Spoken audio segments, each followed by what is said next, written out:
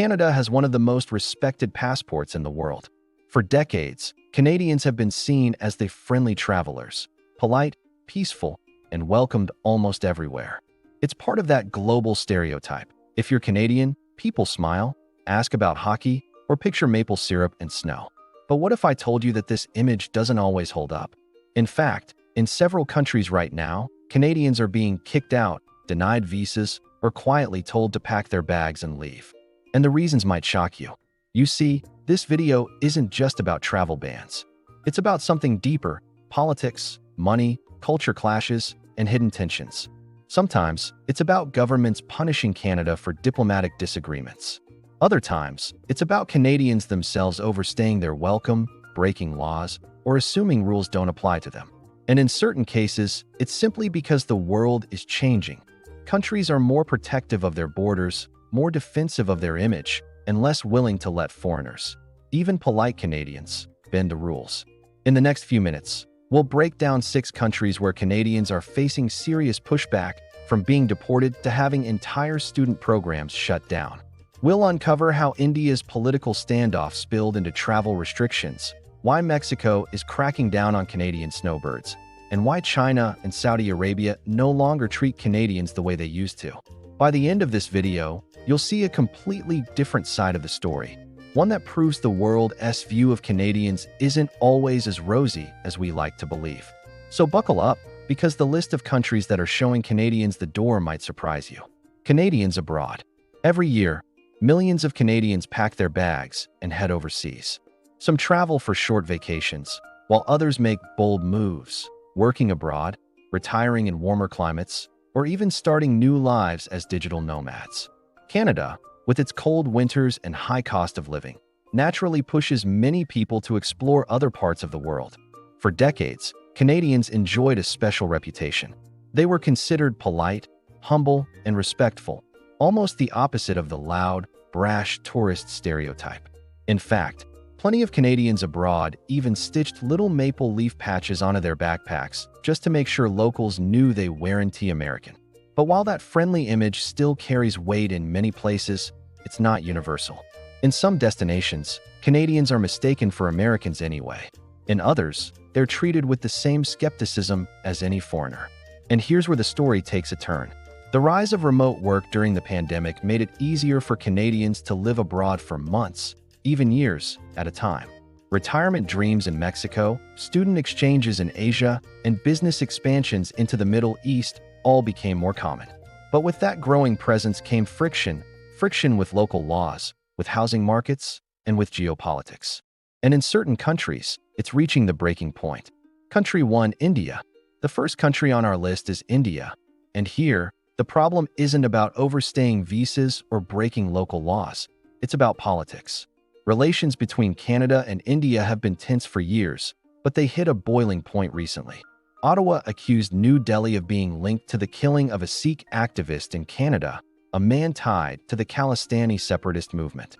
India, in turn, called the claims absurd and politically motivated. What followed was a diplomatic standoff that left ordinary Canadians caught in the middle. Almost overnight, India suspended visa processing for Canadian citizens. That meant tourists couldn't get in, students couldn't renew their paperwork, and business travelers were left in limbo.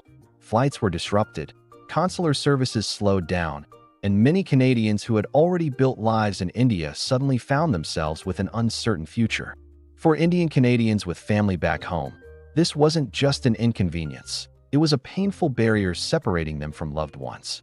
The consequences went beyond paperwork. Canadian students studying at Indian universities struggled to maintain their legal status. Canadian businesses operating in India faced increased scrutiny. Even cultural exchanges, once celebrated, became overshadowed by political distrust. And while politicians debated and traded accusations, everyday Canadians felt the squeeze. The message from India was clear: if Ottawa wants to challenge us, then Canadians themselves will feel the pressure. This case is a reminder of how domestic politics can spill far beyond national borders. What started as a diplomatic disagreement escalated into real consequences for ordinary people. And for Canadians, it revealed a harsh truth. Sometimes, no matter how polite you are, your passport can't protect you from geopolitics. Country 2, Mexico. Mexico has long been one of the top destinations for Canadians, especially retirees and snowbirds looking to escape brutal winters. Towns like Puerto Vallarta, Playa del Carmen, and Cabo San Lucas are filled with Canadian expats sipping margaritas by the beach. On paper, it sounds like paradise. But lately, paradise has been cracking down. The problem is visa overstays. Canadians are allowed to enter Mexico as tourists, typically for up to 180 days. But many stretch that limit, living in Mexico year-round without securing the proper residency papers. Some even leave for a quick visa run to another country, only to return and start the clock again. For years, this went largely unchecked. But now, Mexico's immigration authorities are taking a tougher stance. There are increasing reports of Canadians being denied entry at airports, flagged for repeated long stays, or even deported for breaking the rules. Social media is filled with stories of shocked travelers who assumed Mexico would always welcome them back, only to be stopped at the border. The issue isn't just legal, it's economic. Locals in popular resort towns complain that the influx of foreigners, including Canadians, is driving up housing costs and reshaping communities. What was once affordable coastal living for Mexicans is becoming out of reach, thanks to the flood of outsiders renting and buying property. For the government, enforcing stricter visa rules is a way to ease that pressure and reassert control. For Canadians, the message is simple. The old days of casually overstaying or bending the rules are over. Mexico may be friendly, but it's not a free pass. And for retirees and digital nomads hoping to make Mexico a permanent escape, it's a wake-up call that the dream comes with real limits. Country 3, United Arab Emirates. The United Arab Emirates, home to Dubai's glittering skyscrapers and Abu Dhabi's booming oil wealth, has become a magnet for Canadians. It's a place of business opportunities, tax-free salaries, and luxury living. But it's also a place where strict laws can catch foreigners off guard. Unlike in Canada, freedom of speech and lifestyle choices don't extend as far in the UAE. Alcohol is heavily regulated, public displays of affection can attract fines, and unpaid debts can even land you in jail. For Canadians who assume the rules abroad mirror the freedoms at home, this can be a painful shock. There have been cases of Canadians being jailed for something as simple as an offensive social media post or for working without the proper permits. Influencers and YouTubers have been fined and banned for posting content that violated the country's decency laws. Even small mistakes, like using a credit card that later bounced, can spiral into deportation. The UAE has no hesitation about kicking out foreigners who cross the line. And while Canadians might argue that they're being singled out, the truth is these laws apply equally to everyone. The difference is that Canadians, used to wide personal freedoms, often underestimate just how strict the boundaries are. This highlights a deeper reality. Canadian freedoms don't always travel well. In places like Dubai, fitting in means respecting cultural and legal frameworks that might feel worlds apart from home. And for some Canadians, the price of not adjusting is a one-way ticket back to Toronto or Vancouver. Country 4, Philippines. The Philippines has long been a favorite destination for Canadian retirees, snowbirds, and expats. With warm weather, affordable living costs, English widely spoken, and a welcoming culture, it's easy to see why thousands of Canadians have chosen to settle in Manila, Cebu, or the quieter islands. For many, the Philippines is seen as a cheap paradise. But that paradise comes with rules, and breaking them can lead to swift deportation. One of the biggest problems is visa overstays. Canadians can enter the Philippines without much hassle, often on short-term visas that can be extended. But some retirees and long-term visitors simply don't bother with the paperwork. Instead, they quietly stay for months or even years past their visa's expiration. For a long time, authorities were lenient, but recently, crackdowns have led to Canadians being fined, detained, and even deported. There's also the issue of scams involving foreign retirees. Some Canadians have been accused of marrying locals purely to secure residency or property rights, only to break the law or abandon the relationship once they were settled. In these cases, authorities have little patience. Residency can be revoked and offenders expelled. The message is clear. While the Philippines is friendly, it won't tolerate foreigners bending the system. And for Canadians, It's a sharp reminder that living abroad isn't just about cheap living. It's about respecting local laws. The dream of sipping coconuts by the beach can quickly turn sour when ignored visa rules or shady shortcuts catch up with you. In the Philippines, the balance between paradise and punishment depends entirely on whether you play by the book. Country 5, China. Next on the list is China, where the issue goes far beyond visas and overstays. Here, Canadians are caught in the middle of a much bigger geopolitical storm. Relations between Canada and China soured dramatically during the Huawei controversy. When Canadian authorities arrested Huawei executive Meng Wanzhou in 2018 at the request of the United States, Beijing retaliated by detaining two Canadian citizens, Michael Kovrig and Michael Spavor. Known as the two Michaels, their imprisonment became a symbol of how quickly political disputes can spill into the lives of ordinary people. Even after their release, the mistrust hasn't faded. Today, many Canadians in China face tighter visa restrictions, denials, or unexpected surveillance. Students report being questioned about their intentions, while journalists and teachers find their permits harder to renew.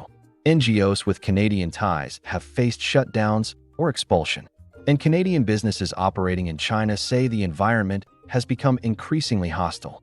Some Canadians describe being followed, monitored online, or suddenly asked to leave the country without clear explanations.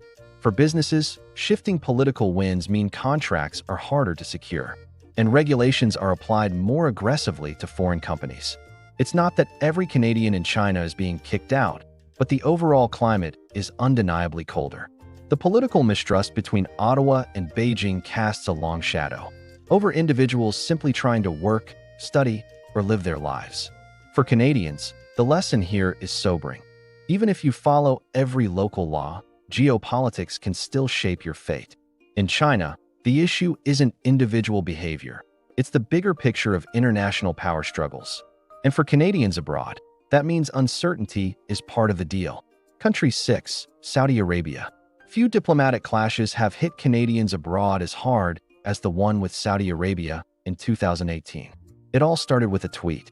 Canada's foreign ministry posted a message criticizing Saudi Arabia's arrest of women's rights activists. In response, Riyadh launched a sweeping retaliation. The Saudi government expelled the Canadian ambassador, froze new trade and investment, and, most importantly, ordered thousands of Saudi students studying in Canada to leave immediately. For Canadians working in Saudi Arabia, the fallout was severe. Business projects were shelved, partnerships cut short, and the overall climate for Canadians turned hostile. Even years later, while relations have thawed somewhat, the scars remain. Canadians still face restrictions, and certain sectors remain closed to Canadian involvement. The episode revealed just how fragile international ties can be. A single tweet, written in Ottawa, had the power to uproot students, shutter businesses, and jeopardize livelihoods thousands of miles away. For Canadians abroad, it was a wake-up call. The actions of your government can directly shape your ability to live and work in another country. Saudi Arabia made it clear that it would not tolerate public criticism, no matter how politely phrased. And for Canadians, the lesson was simple. Diplomacy isn't just something that happens in government offices. It can determine whether you're welcome or unwelcome on foreign soil. Pattern and analysis. Looking across these 6 countries, a pattern emerges, and it's not as simple as Canadians aren't welcome. The truth is more nuanced. In some cases, the issue is politics. India, China, and Saudi Arabia show how diplomatic disputes can spill over into the daily lives of citizens. When governments clash, ordinary Canadians often pay the price. Visas get delayed, businesses stall, and students face uncertainty, not because of what they did, but because of the flag on their passport. In other places, the problem is immigration and overstays. Mexico and the Philippines are popular with retirees and long-term travelers. But both countries are cracking down on foreigners who bend the rules. Canadians, once accustomed to a friendly pass, are learning that overstaying or taking shortcuts won't be tolerated. And then there's the cultural and legal clash in the UAE. Canadians, used to wide freedoms at home, sometimes underestimate how strict the laws are abroad. What seems like a harmless Instagram post in Toronto can mean fines or deportation in Dubai. The bigger picture is this. Canadians often assume their passport guarantees smooth travel and warm welcomes. For decades, that was true. But today, geopolitics, economics, and stricter immigration enforcement are reshaping the reality. Reputation still matters. Canadians are generally liked, and the polite stereotype holds in many places. But in the modern world, politeness can't override politics, laws, or local pressures. The world is shifting, and Canadians abroad are finding that the maple leaf doesn't always guarantee protection. What this means for Canadians. For a long time, Canadians have enjoyed the privilege of being seen as the good guys of the international community. The maple leaf on a backpack once opened doors, sparked smiles, and created instant goodwill. But as the stories we've just explored show, Canada's global image isn't bulletproof. Being polite, peaceful, and democratic doesn't shield citizens from the consequences of politics, economics, or cultural differences. The truth is, Canadians abroad need to recognize that no passport is a free pass. Respecting local laws, following immigration rules, and understanding cultural norms are no longer optional. They're essential. Many Canadians assume exceptions will be made for them because of their country's reputation. But whether in Mexico, the Philippines, or the UAE, authorities are making it clear, rules apply to everyone, no matter how polite you are. At the same time, Canadians are learning that their government's foreign relations directly shape how they're treated overseas. When Ottawa clashes with New Delhi, Beijing, or Riyadh, it isn't just politicians who feel the impact. It's students, workers, and families caught in the crossfire. Global politics has a way of trickling down into the lives of ordinary people. Yes, the Canadian passport remains strong, among the top in the world in terms of travel freedom. But it's not untouchable. Power politics, not just politeness, increasingly dictate how countries treat foreigners. And for Canadians, that means adapting to a new reality where global respect can't always be taken for granted. The lesson is sobering but necessary. Being nice isn't always enough. In today's shifting world, Canadians need to be smarter, more informed, and more prepared when they go abroad. Because the way the world sees Canada is evolving, and Canadians themselves need to evolve with it. So let's recap. We've looked at 6 countries where Canadians are running into serious challenges. In India, political disputes turned into frozen visas. In Mexico, overstays and housing pressures led to stricter border enforcement. In the UAE, cultural and legal clashes put Canadians on the wrong side of the law. In the Philippines, paradise turned complicated with scams and overstays. In China, geopolitics made daily life uncertain. And in Saudi Arabia, a single tweet unraveled years of student programs and business ties. On the surface, these situations may seem disconnected. But the bigger picture is clear. This isn't just about Canadians. It's about how countries everywhere are reasserting their rules and protecting their interests. Global power is shifting, and no nation's citizens, no matter how well-liked, are exempt from those changes. For Canadians, the message is both cautionary and empowering. Travel and live abroad, yes, but do it wisely. Understand that your passport, while powerful, doesn't make you immune to local laws or international politics. Respect cultures, play by the rules, and stay informed about the bigger picture. That's the difference between a smooth adventure and an unexpected deportation. So, if you're Canadian and planning to move abroad, travel smart. Respect local laws. And remember, being polite won't always save you. The world is changing fast, and Canadians need to adapt if they want to keep their global reputation intact. Now I want to hear from you. Which country on this list surprised you the most? Was it Mexico cracking down on snowbirds, or India freezing visas over politics? Drop your thoughts in the comments below, and let's see what other Canadians are experiencing abroad. And if you found this video eye-opening, don't forget to hit like, subscribe, and share it with a fellow traveler who thinks the Canadian passport can get them anywhere without consequences.